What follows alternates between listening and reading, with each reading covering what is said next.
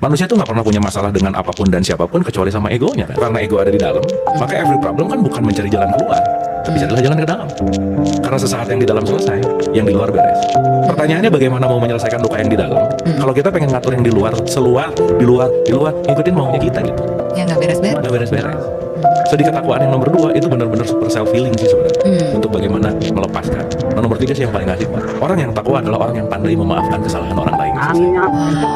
Jadi kalau sekarang ritualnya rajin gitu ya, tapi susah maafin, ya belum nyampe sih. Bukan memaafkan diri sendiri ya? Lah, seseorang yang bisa memaafkan orang lain, udah pasti dia bisa menerima dirinya sendiri gitu. Sebenarnya kan yang penting diberesin batinnya dulu gitu, baru lahiriahnya bisa oke gitu. Nah jadi kalau relate balik gitu ya, bahwa keren sih kalau kita ngeliat ini secara holistik gitu ya, tidak hanya dalam ranah fisik, tidak hanya dalam ranah ritual, tetapi dalam ranah keholistikan. Sebetulnya semua ibadah itu intinya adalah self healing, memperbaiki jiwa gitu.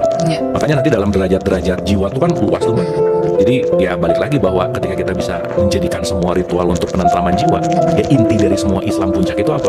Damai gitu, tenang gitu. Oke ya, jadi nggak boleh pelit. Boleh pelit, kontrol ego gitu ya. Kontrol ego sendiri kan, bukan ego orang lain. Kalau kita mengontrol ego kita, otomatis kita juga pasti bisa mengontrol ego orang kan. Dan yang paling penting sih sebenarnya Memaafkan tadi ya. Dan jangan lupa bahwa memaafkan itu skill. Kalau nggak dilatih nggak bisa. Nggak ada di orang yang tiba-tiba pintar memaafkan tuh nggak ada. Semuanya dilatih. Makanya dalam hidup di perspektif saya nggak ada orang yang hebat sih. Yang ada orang yang terlatih atau enggak gitu. So, apa yang harus dilakukan supaya benar-benar bisa ikhlas dan tulus memberi? Jadi saya merangkum dalam 15 L, Mama. L yang pertama latihan. L yang kedua latihan. L yang ketiga latihan. Sampai semuanya 15. udah nggak ada lagi. Pernah dengar ada kata-kata beramal soleh nggak? Pernah dong. Amal soleh itu artinya melakukan sesuatu, soleh itu artinya proper. Proper itu adalah tepat guna. Gitu. Penting untuk kita belajar beramal soleh artinya melakukan dengan tepat guna. Contoh, kalau ada orang jatuh di sumur, pengen nolong, jangan ngasih 500.000 dong, dia perlunya tali. Iya. Jadi artinya apapun yang kita lakukan beramal soleh lah, proper gitu. Ya artinya nggak semua harus pakai uang, nggak semua harus dengan nominal tertentu. Gitu. Artinya disitulah tingkat dimana kepekaan kita nanti akan terlatih gitu. Karena at some point, Mbak, once kita tahu apa yang dialirkan di conscience kita, nurani kita tahu kok gitu.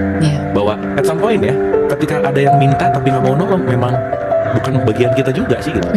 Karena bukan masalah keharusan, bukan masalah aku harus menolong gitu, tapi proper gitu. Kapasitas diri juga Kapasitas gitu. Karena at some point ketika orang itu tidak kita tolong, mungkin pelajaran buat dia bertumbuh gitu. Gitu. Dan yang paling terpenting, Mbak, tolonglah dengan kasih. Benar. Dan janganlah menolong dengan kasihan. Kalau dalam perspektif itu kan kita menolong bukan kompleksnya transaksional. Kenapa? Karena sesaat kita menolong siapapun, yang sedang kita tolong kan diri sendiri sebetulnya. Sebetulnya. Karena ada hukum dalam semesta ini yang disebut pertukaran dan kembali lagi tabur tuai kan. Mau nggak mau apa yang dilakukan